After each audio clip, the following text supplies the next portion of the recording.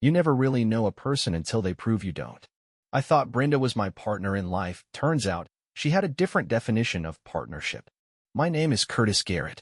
I'm 52, been a private investigator for almost 2 decades, and I've seen my share of liars, cheats, and scumbags. Hell, I made a living off them. But I never figured I'd be investigating my own wife. I wasn't the type to sit around crying about it. I saw the signs. The late nights, the sudden interest in perfume, the way she'd be glued to her phone, smiling at something that sure as hell wasn't me. At first, I told myself I was overthinking. She was a librarian, for Christ's sake. She liked books, routine, order. She wasn't the type. But that's the thing about this job. Everyone's not the type until they are. I started small, checked her receipts. A dinner at La Fontaine.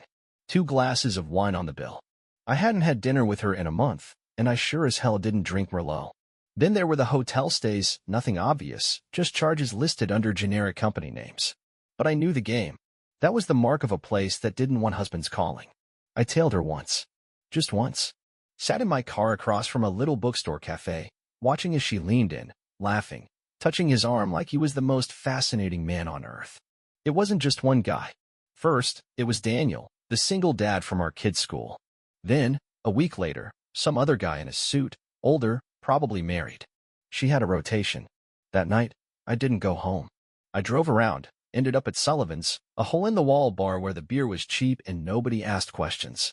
Mikey, the bartender, slid a glass my way without a word. I must have looked like hell. Rough one? He asked, wiping down the counter. You could say that. I took a sip, let the burn sit for a second. Ever catch your wife cheating on you with half the damn city? Mikey let out a low whistle. Damn. That bad? Yeah. He didn't press. That's why I like the place. You could sit in silence, let the weight settle in your gut, and nobody tried to fix you. I stayed out late, went back to my office instead of home. My office wasn't much, just a couple of file cabinets, an old desk, and a couch that felt like hell on my back, but it was mine. Better than sharing a bed with someone who probably wished she was somewhere else. The next morning, I made a decision. I wasn't going to scream, beg, or get into some messy fight. That wasn't me. I dealt with liars for a living. I knew how to play the long game. When I walked through the door, Brenda was already dressed, hair perfect, coffee in hand, like she hadn't spent last night with another man. She barely looked up. Morning, she said. I dropped my keys on the counter, watching her. Good night. She hesitated for half a second before smiling. Yeah, book club ran late. That's so. I leaned against the counter, arms crossed. Funny, I thought book club was Tuesdays. She blinked. Just a flicker of something guilt, nerves, maybe anger that I'd caught the slip. But she recovered fast. We switched nights. Michelle had a thing. Right. I didn't say anything else. Just let the silence stretch, let her wonder. The thing about liars is, they fill in the blanks themselves. She shifted, adjusting her bag on her shoulder. I gotta go. Work. I let her leave without another word. No accusations, no fights. Just let her walk out that door thinking she'd gotten away with it. Because the truth was, I wasn't planning on stopping her. Not yet. I wanted her to think she was safe. I wanted her to start slipping up. I had a plan. That morning, I watched her drive off, calm as could be. She had no idea. She thought she was ahead of me. That's the thing about cheaters. Once they get away with it a few times, they start thinking they're untouchable. I grabbed my coat, locked up, and drove to my office. I had real work to do, clients who actually needed me. Some poor bastard hired me to find out if his wife was cheating. I almost laughed at the irony. His story was textbook, the late nights, the excuses, the extra care in her appearance. He sat across from me, slumped, looking like someone had taken a bat to his stomach. You want pictures, proof, the whole deal? I asked, already knowing the answer. He nodded. Yeah. I mean, maybe I'm wrong. Maybe I'm being paranoid. I leaned back, took out a notepad. You're not. His face fell, but he just nodded again, like he already knew but needed someone else to say it. I understood that feeling. After he left, I made a call. Not to Brenda. I had no interest in talking to her just yet. Instead, I called the florist over on Fifth. Ordered a bouquet of roses, had them sent to her office with a note. I know. Choose wisely. No name. No explanation. Just that. I could picture it in my head, her opening the delivery, that brief rush of excitement before confusion set in. Maybe she'd think it was from Daniel, or the other guy, or whoever the hell else she was seeing. maybe she'd start to wonder, start to panic. I spent the rest of the day working. No distractions, no checking my phone, no waiting around for a reaction. I wasn't some wounded puppy sitting by the door. I had a job to do, and I did it. By the time I packed up and headed home, the house was quiet. She was already there, sitting on the couch with a book in her lap, but she wasn't reading. The roses were in a vase on the coffee table, the note folded neatly beside them. She glanced up, casual, but I saw the tension in her shoulders. "You sent these." I shrugged out of my coat, tossed it over the chair. "Why? You get a lot of mystery bouquets?" Her fingers tightened on the book. "Curtis." Didn't answer the question? Her jaw clenched. Of course not. I sat down across from her, stretched out, made myself comfortable. "Weird, then, huh? Someone sending you roses with a cryptic note." Her eyes narrowed, and there it was, that flicker of calculation. She was running through possibilities, trying to figure out who sent them, who might know. She wasn't scared, not yet, but she was thinking. I let it hang there, let her twist in the silence. Then I picked up the remote, turned on the TV like I didn't have a care in the world. She sat there for another minute, watching me, like she was waiting for something. An argument. A fight. Accusations. But I gave her nothing. Eventually, she stood up, grabbed the flowers, and walked into the kitchen. I heard the trash can lid snap shut. I smiled. The next few days, I watched. Not in the way I watched my clients, but subtle. I let her see what she wanted to see. A husband going about his routine. No anger, no suspicion, just business as usual. And that's when she started slipping. She checked her phone more, but this time, she angled the screen away from me. She left the room to take calls, when before, she would have just let them ring. She didn't bring up the flowers again, but I caught her looking at me sometimes, trying to read me. Then, she made her first real mistake. Thursday night, I told her I'd be home late, had a case to work on. She nodded, barely listening, too busy on her phone. I left like usual, parked down the block, and walked back. An hour later, Daniel showed up. I didn't move, just stood in the shadows, watching as he let himself in like he belonged there. I gave them another hour. Let them get comfortable. Then I walked right up to my own front door, knocked twice, and waited. I heard the scramble inside, the rushed whispers, the sound of a door shutting down the hall. When Brenda finally answered, she was out of breath, face flushed. "Oh," she said, forcing a smile. "You're home early." I leaned against the doorframe, let my gaze drift past her to the hallway. "Yeah, case wrapped up faster than I thought." She swallowed. "That's good." I didn't move. Just stood there, looking at her, letting the moment stretch. She knew. She knew I knew. But she wasn't ready to admit it. Not yet. I let her off the hook. For now. Stepped inside, brushed past her, and went straight to the fridge. Grabbed a beer, twisted off the cap, and took a long sip. From the corner of my eye, I saw the bedroom door crack open. Daniel thought he was slick. Thought he could sneak out the back like some teenager caught with his pants down.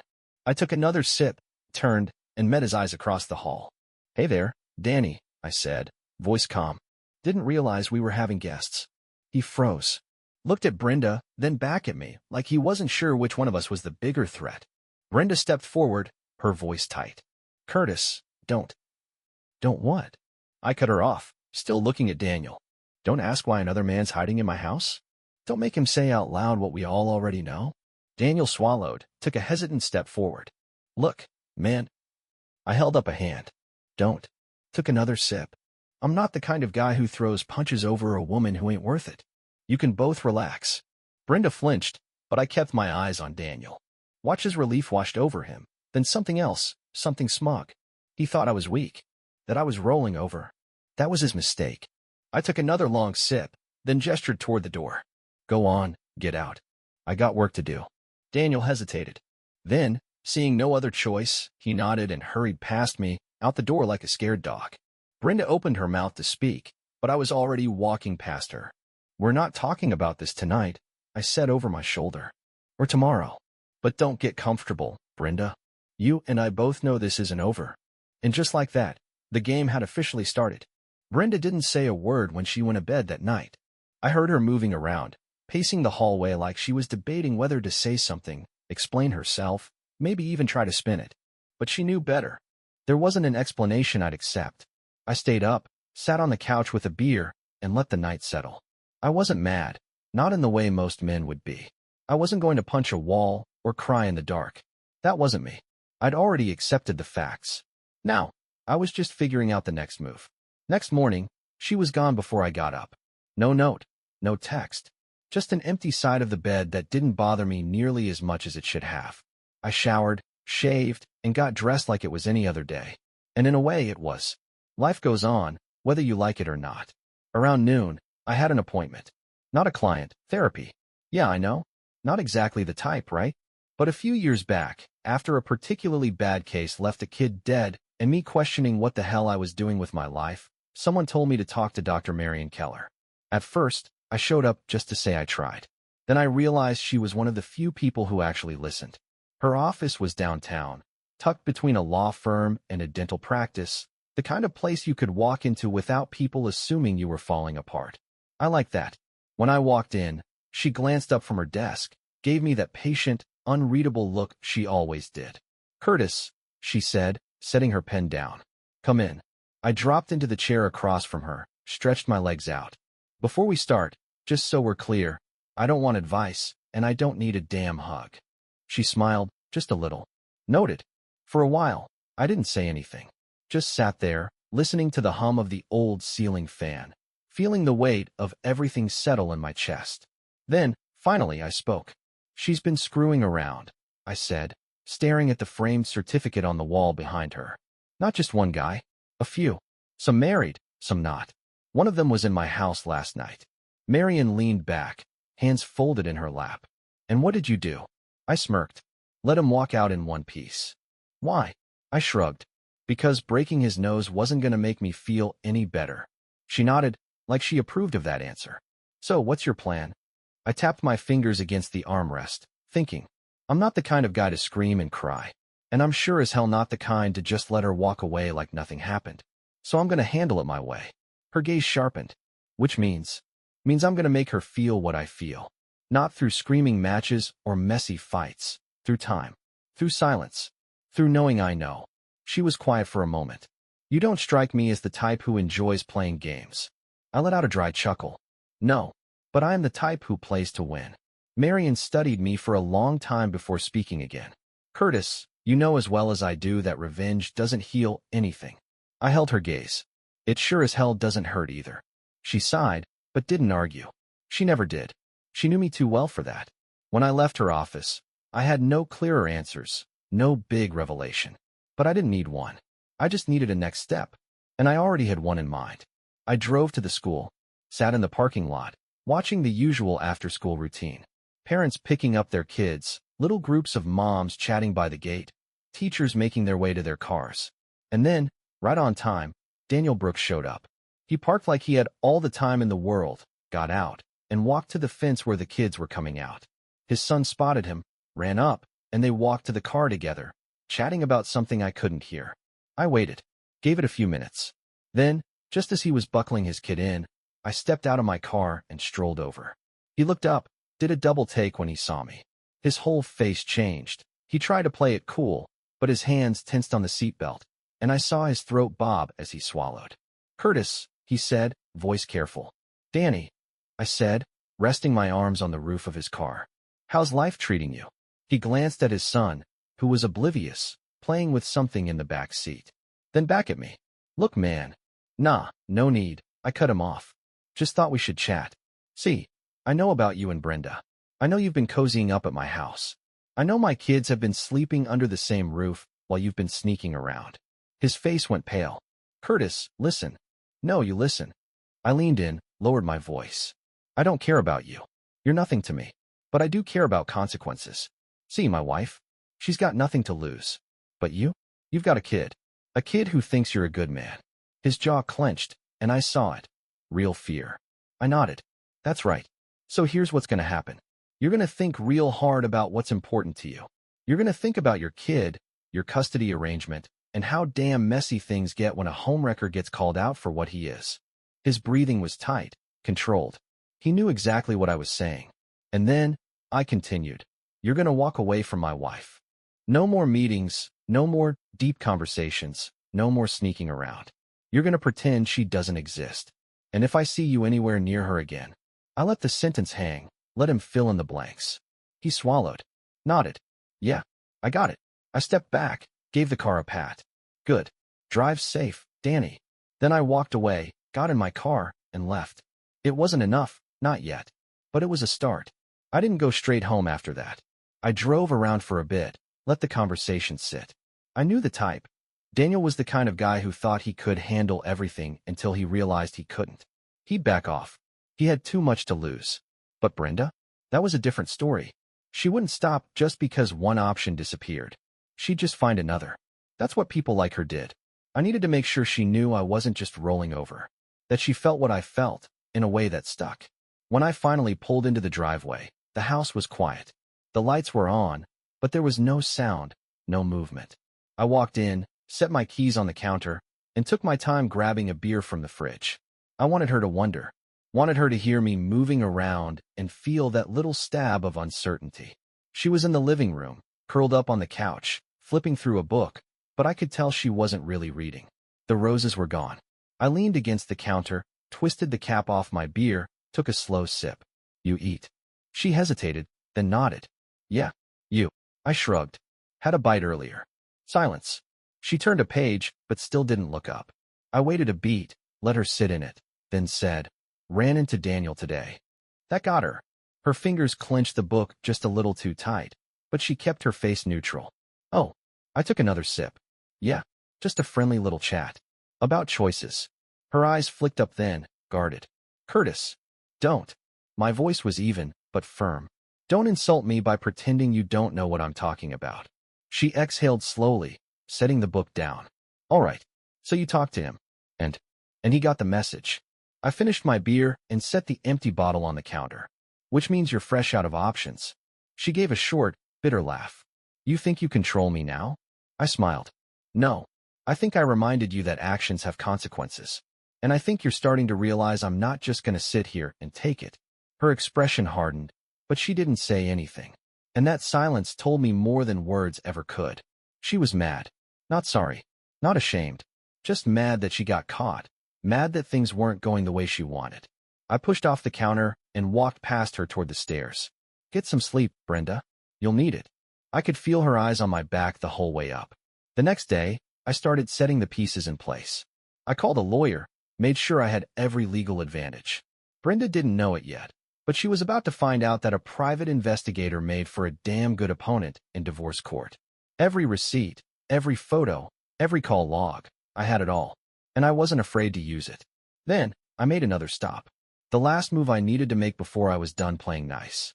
Brenda's parents lived about an hour away, a nice little house in a quiet neighborhood, the kind of place where people still waved at their neighbors and left their doors unlocked.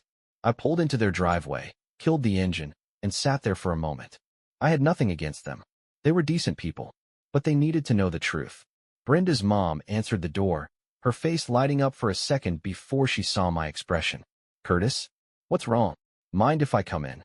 She stepped aside, concern written all over her face. I walked in, took a seat in the living room, and waited for her husband to join us. When he did, I got straight to the point. No dramatic build-up, no sugarcoating. Just the truth, laid out piece by piece. By the time I finished, her mom was covering her mouth with one hand, eyes glassy with disbelief. Her dad just sat there, staring at the floor, jaw tight. Her mom finally found her voice. Are you sure?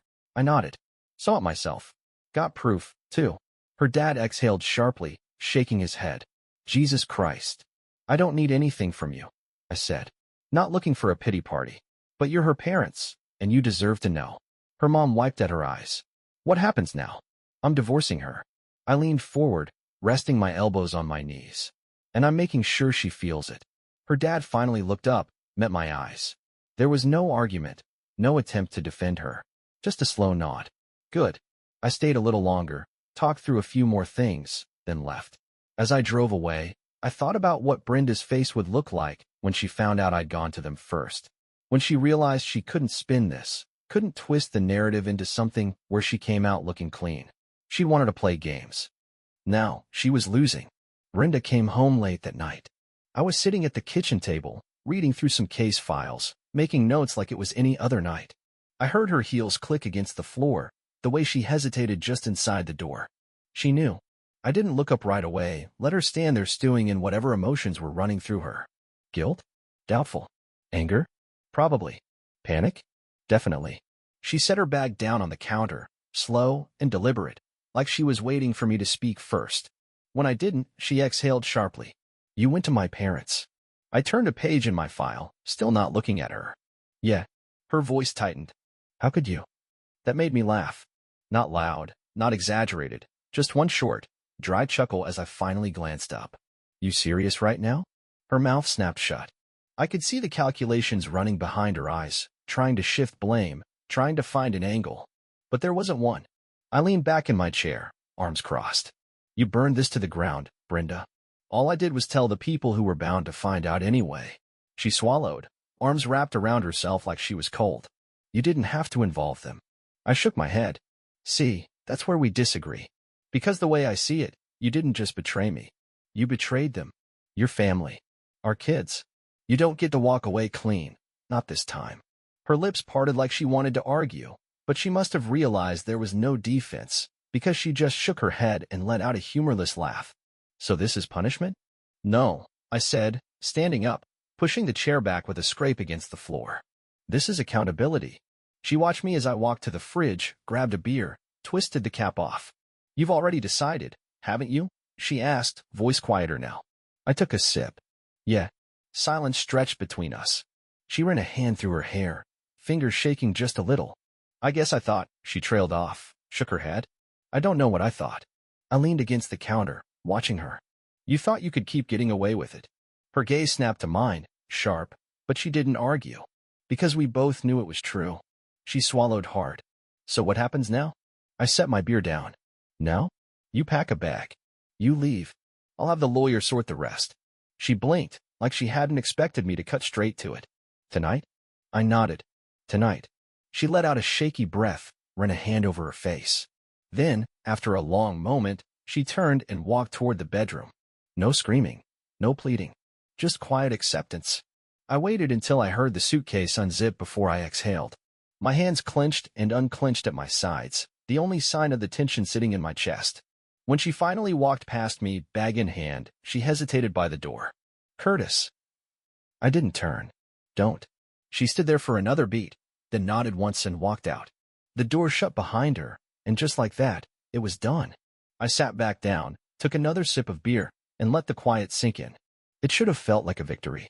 Maybe, in some ways, it was. But mostly, it just felt like the end of something that had already died a long time ago. The first night without her was quieter than I expected. No shuffling in the hallway, no sound of her moving around in the bathroom, no rustling of pages as she read herself to sleep. Just me, the hum of the refrigerator, and the occasional creak of the house settling. I slept fine. In the morning, I got up, made coffee, and sat at the kitchen table like always. Only difference was, there was no one sitting across from me, pretending to read while avoiding conversation. That part was new, but not unwelcome. I had work to do. The lawyer had already started drafting the paperwork. The house, the accounts, the kids, there were things to sort through. But I wasn't worried. I had all the leverage. Around noon, I went back to my office. Business didn't stop just because my marriage did. There were still cheating husbands to catch, missing persons to track down, people willing to pay for the truth, even when they didn't really want to hear it. I had barely sat down when my phone buzzed. It was my son. I picked up. Hey, kid. There was a long pause on the other end. Then, so it's true. I leaned back in my chair, rubbing a hand over my jaw. Yeah, another pause. She didn't even tell us. We had to hear it from Grandma. That figured. Brenda was good at hiding things, bad at dealing with the fallout. I sighed. Look, I know this is a lot, but we'll figure it out. My son scoffed. Figure what out? We're staying with you. You know that, right? That threw me for a second. I expected them to be mad, conflicted, but they weren't. They had already decided. I cleared my throat. Yeah, he said, voice firm. She lied to us. She lied to everybody. And she doesn't even seem sorry. I didn't say anything for a moment. Because what was there to say? He wasn't wrong. You're sure? I asked finally. I was sure before she even packed her bag. That was all I needed to hear. When I got off the phone, I sat there for a while, staring at the ceiling. Not because I was sad, not because I was second-guessing. Just letting it sink in. She hadn't just lost me. She'd lost them too. By evening, the lawyer had the paperwork ready. I signed it without hesitation. The terms were simple. She got nothing. No house, no assets, no kids. Just freedom. The same freedom she had taken for herself when she decided marriage was optional. I sent the papers to her email with a short message. Sign it. No discussion. Less than an hour later, my phone rang. I let it go to voicemail. A few minutes later, a text. Can we talk? I ignored that too. The next morning, I checked my email. She had signed. No arguments, no negotiations. She knew she had no ground to stand on. And just like that, it was over. No fireworks. No dramatic final words. Just a signed document and a door that had been closed for good. I looked around the house, the same house we had built a life in, and for the first time in a long time, it didn't feel suffocating. It felt like mine. A few weeks passed, and life didn't fall apart. The world didn't stop spinning. The sun still came up, my coffee still tasted the same, and my office chair still creaked when I leaned back too far. Life just kept moving, and I moved with it. Brenda tried to reach out a couple more times. A text here, a call there. I didn't answer. Not because I was bitter. I just didn't see the point. She'd made her choices, and I'd made mine. I wasn't looking for closure. I'd already closed the damn door. The kids settled in without much trouble. They weren't heartbroken, just disappointed. That was worse. They saw her for what she was now, and there was no coming back from that. She still had her rights, could see them if she wanted, but she didn't push it. Maybe because she knew they didn't want to see her. Daniel Brooks disappeared from the picture. Word got around about what he'd been up to, and his ex-wife dragged him straight to court. She walked out with full custody, and he walked out with nothing but regret. Couldn't say I felt bad for him. Brenda? She was still around, but not in the way she used to be. She tried to hold on to her old life, her old routines, but people talk. Friends drifted, invites stopped coming, and the little social circles she used to care so much about found new people to gossip with. She still had her books, I supposed. One night, I ran into her at the grocery store. She looked different. Not bad, just smaller. Like she was trying to take up less space. She saw me, hesitated, then gave me this half smile like we were old friends catching up. Curtis. I tossed a pack of coffee into my cart. Brenda. She shifted her bag on her shoulder. You doing okay? I met her eyes. Yeah. You. She hesitated. Lied. Yeah. I just nodded, then turned and walked away. No need for anything more. She wasn't my problem anymore. Back home, I cracked open a beer and sat on the porch, letting the night air settle over me. For the first time in years, I felt steady. No knots in my stomach, no weight on my shoulders. Just me, the quiet, and the open road ahead. I wasn't looking for anything new, but life has a way of throwing things at you when you least expect it. I met someone, eventually. Not because I was searching, but because sometimes, things just fall into place. She wasn't some perfect fairy tale. She was real. A little rough around the edges, like me. Someone who had seen her own kind of hell and made it out the other side. We understood each other. And that was enough. As for Brenda? Well, she made her bed. And from where I was sitting, it didn't look all that comfortable. I tipped my beer back, let the cold hit my throat, and smiled to myself. Justice wasn't loud. It wasn't dramatic. It was sitting back and watching people deal with the mess they made.